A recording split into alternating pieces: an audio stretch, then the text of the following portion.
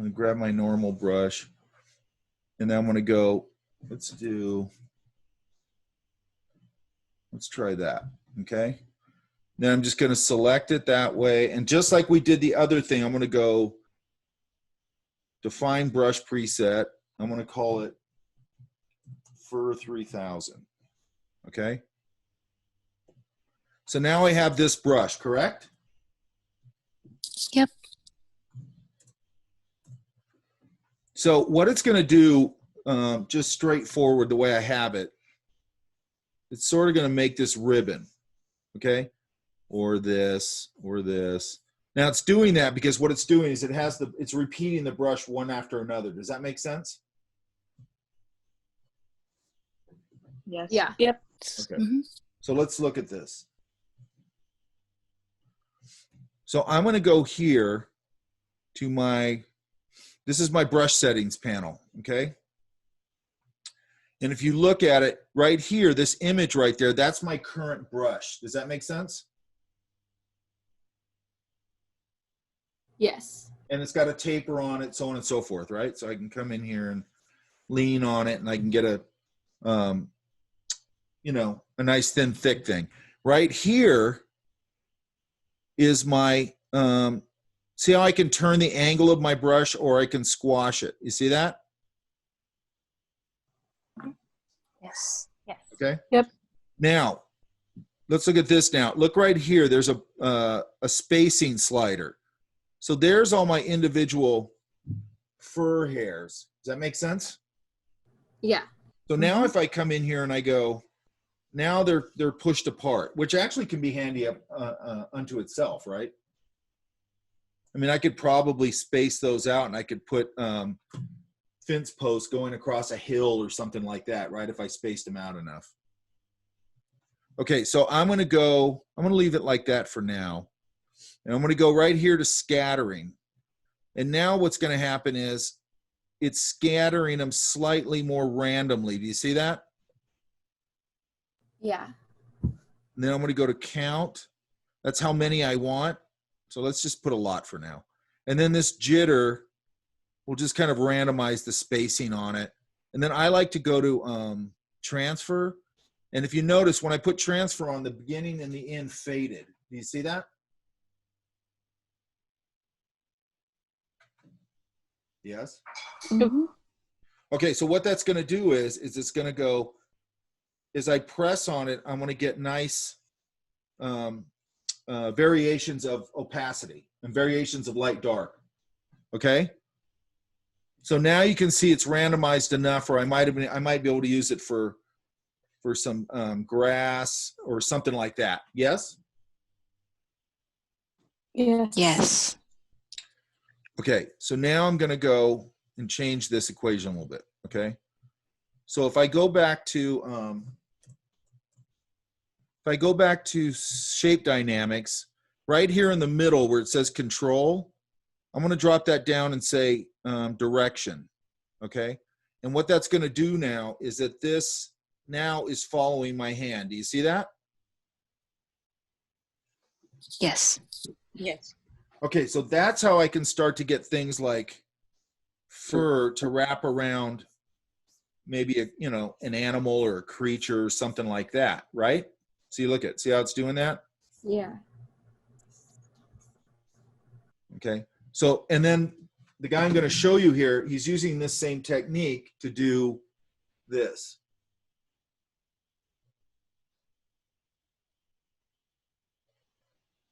Hang on.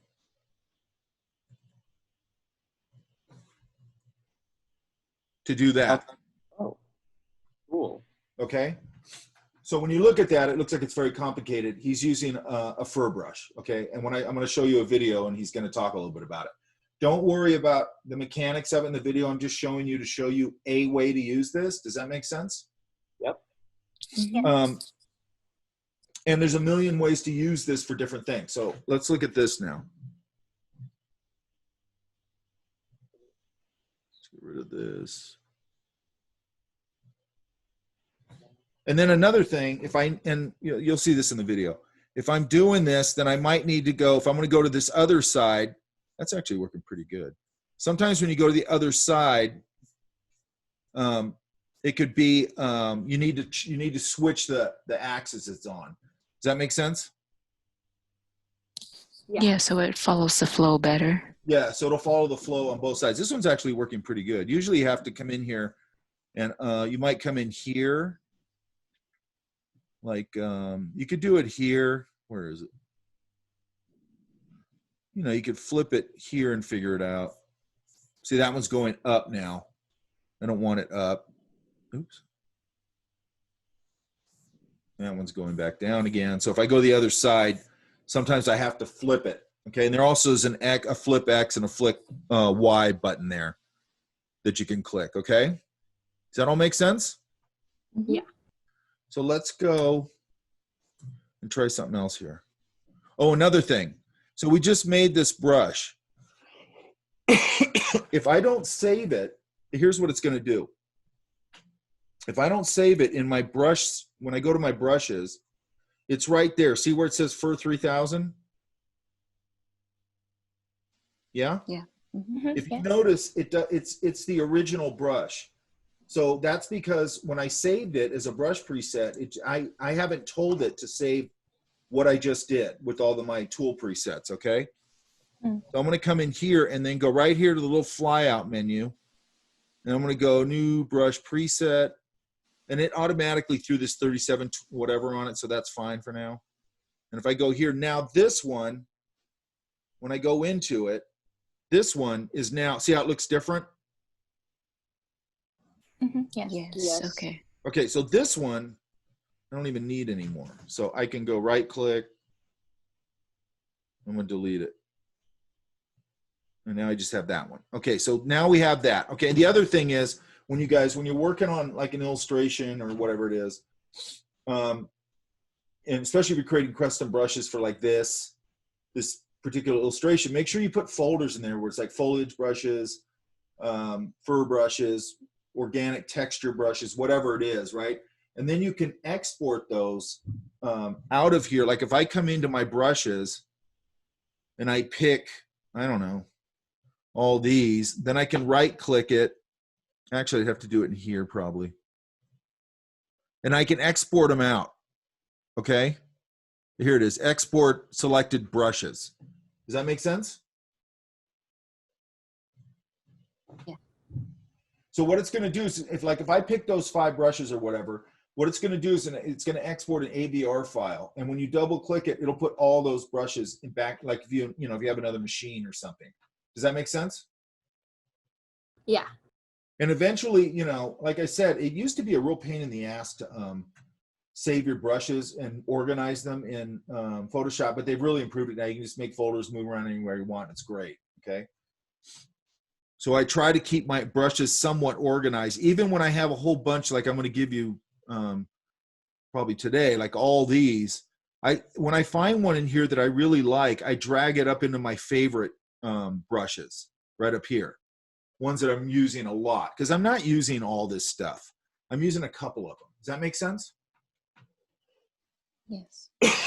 And you got to keep them organized because you don't want to keep going through there. They all look the same, unless you rename them or something. They'll just get out of hand, and then I might export those out and like I just put them on my portable Wacom. I just put all my favorite brushes on there. Okay.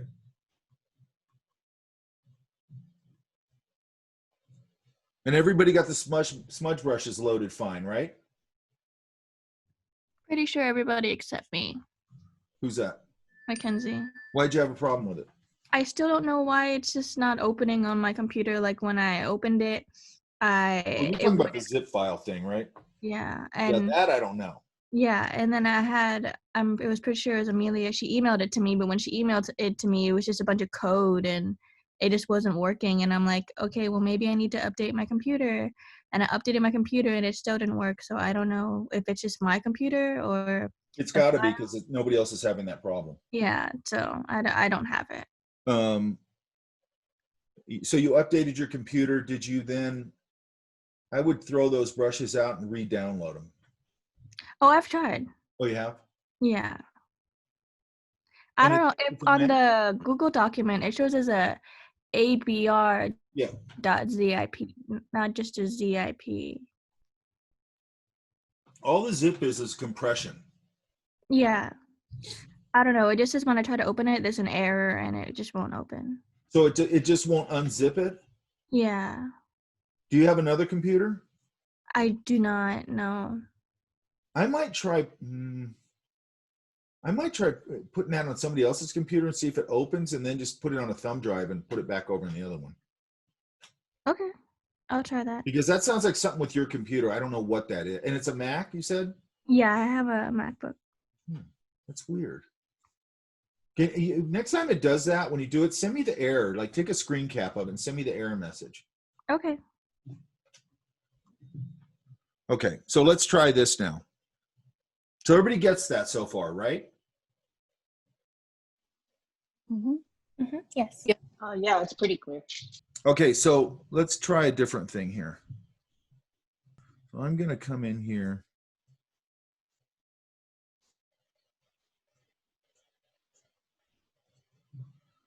And let's try that. I like taking random things and making brushes out of them. And let's say scale.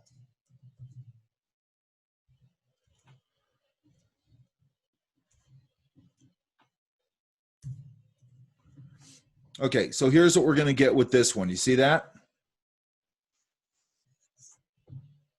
Yeah? Okay, so let's go. So let's go here, back to our brush settings, and let's go. I'm going to really scatter this out. And then let's see. I'm going to try a couple things here. Let's go to scattering. So that'll put it off. I want more. So not that much. How about let's try that. Let's jitter it up a little bit. I don't like them overlapping, so I might scatter them out a little more. And then let's do our transfer thing. And let's just try that.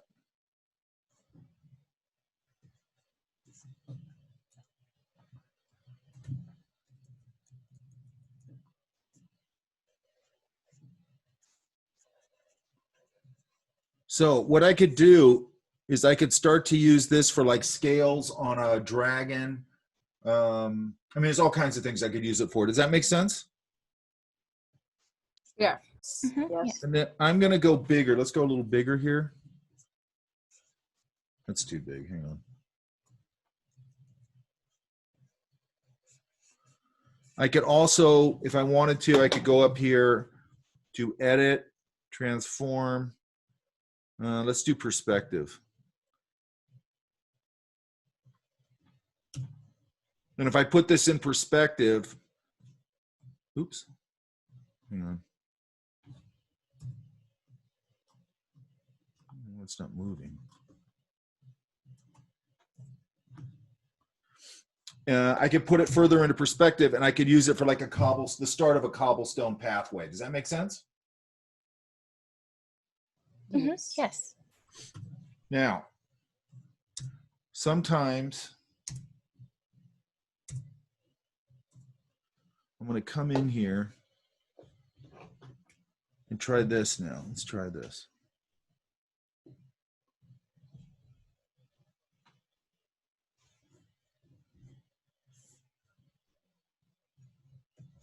If I go in and I do a few of them,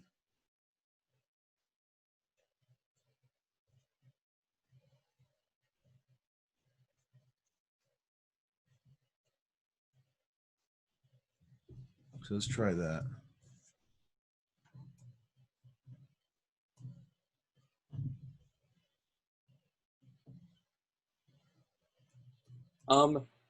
Yep.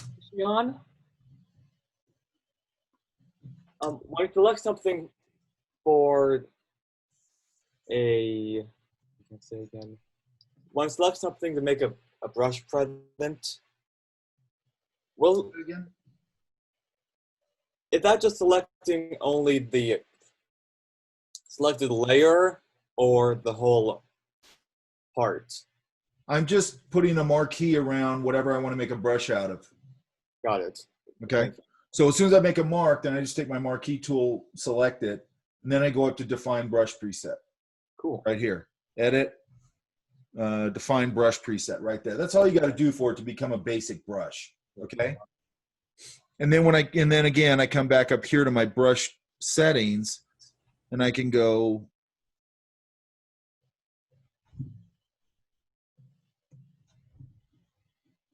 Let's go here. That's weird. It's not giving me my. Oh, there it is. You know, and then do I want to spread it out a little bit? Do I want to reshape it? And then I'm going to go back to scattering, and then I'm going to scatter it out, give it more, jitter it up. There's another one. There it goes. That's good right there. Right there's good. And then I'm going to go to my transfer again, okay? And then now I'm going to go to, so now we got this. Again, could use that to start a stone wall. I could do all kinds of things with it, okay? I could use it for cobblestone ground. I could use it for scales. I could use it for anything. And I'd have to adjust it a little bit. But now let's try this. I'm going to try shape dynamics. Okay, all you got to remember is shape dynamics, and right in the middle, hit direction, okay? And now it gets a little more interesting because it sort of follows my brush and it's scattering a little bit different. And then as I lean on it, it gets a little heavier. Does that all make sense, you guys? Yes, so far. Yep. So let's look at this. Hang on. Oh, so okay. So another thing, if I'm doing an illustration and I go and I've created a tree, okay?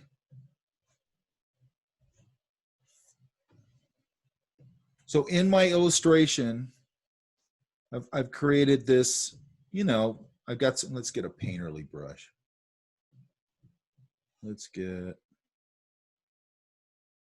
maybe this one.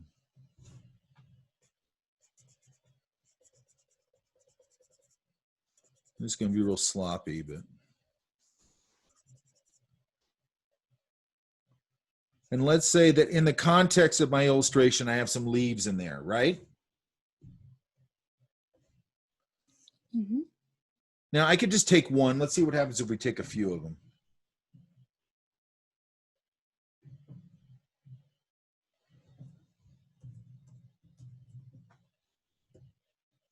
Okay, now we got that. So it's going to do that. Actually, it's nice marks, but okay. Let's go. And sometimes you'll find out they're just a good drawing brush. Okay, but you got to put the taper on them and all that. Okay, so let's go here. Same drill. Look at that. If I don't space them out, look what it does. Right? Right. It's kind of an interesting, kind of inky looking thing, right? So you're just going to get all these random things are going to happen here. So I'm going to go back up to here, and I'm going to space it out a little bit. Actually, probably quite a bit. Now I'm going to go to scattering, count. I don't want that many. I want to jitter them up a little bit. Scatter them off a little bit. Again, I'm going to do my transfer. And now I'm going to get this. So what's that going to do for me?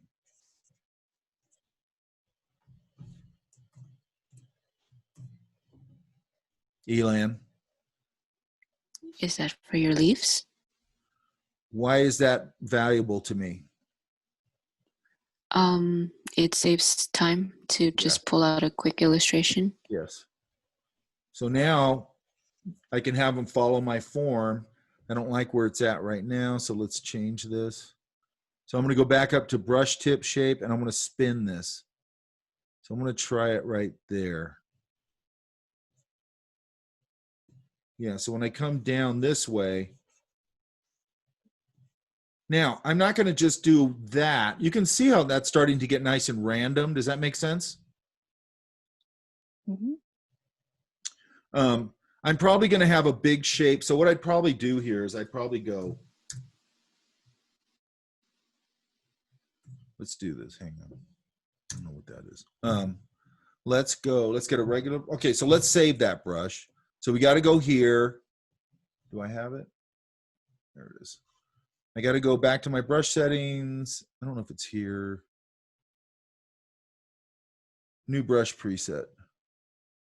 Leaves 3725, so that's fine. Okay, so now I'm going to go back to my regular or a regular brush. And here's how I might do this. Let's get a let's just get a good oil, some kind of oil brush. Or what's this? Let's see what this is.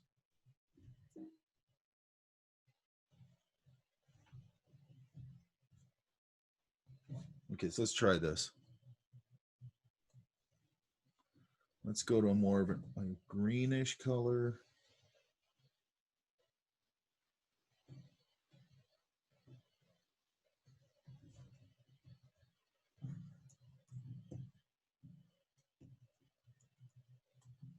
That's weird how small that is. Okay, so I might kind of start to build a shrubs or whatever. Okay, does that make sense? Yes.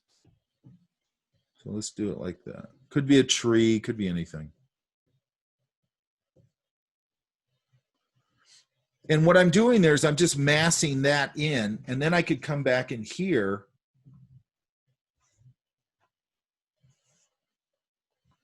and go to my leaves. This is probably too big. Now I'm going to pull a lighter value. And mine are going the wrong direction, but I could start to just scatter some leaves over the top of that. Does that make sense? Yes. Also make that silhouette with like the leaf brush, but making it clump together. Sure, you could do that. Okay. So like you could go, so let's take this whole thing out. Let's see. Now I have the, whatever you call it, the, it's following my direction. I have the direction on. So I'd be thinking about that, how these are scattering out. And I might even turn it off if I feel like it, if I don't need it to do that. But I like to get a little bit of randomness to it.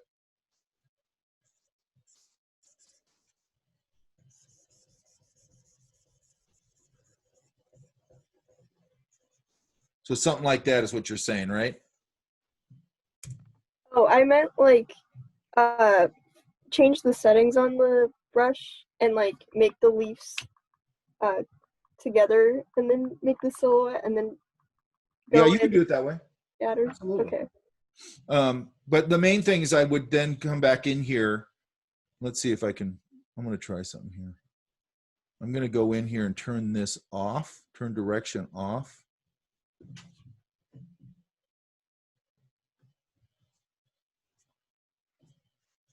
Yeah, so now it's just facing down, which works pretty good right now. Does that make sense? Yeah? Yep. And then I could scatter them off. So when I'm using that in context, like here, like all these leaves up here are all scattered like that. Some of them over here, a couple of them out here, a few of them in there and there, and I just scatter them around. And then what I usually do is I come back in with like a ratty eraser or something like that, and I'll reshape a couple of them so they don't start to look like they repeat. Does that make sense? Yes. Because the thing you want to do with this is you don't want people knowing, you don't want them to notice it. Does that make sense? Mm-hmm. You just want to sit in the back and man, does it speed up your workflow. I mean, like everything in that illustration I did with some kind of brush I made for the most part. Okay, I kind of went in and blocked everything painting wise, but then when I went to throw all that texture and all that stuff over it, I basically was just using a lot of different brushes I made. So let's look at this.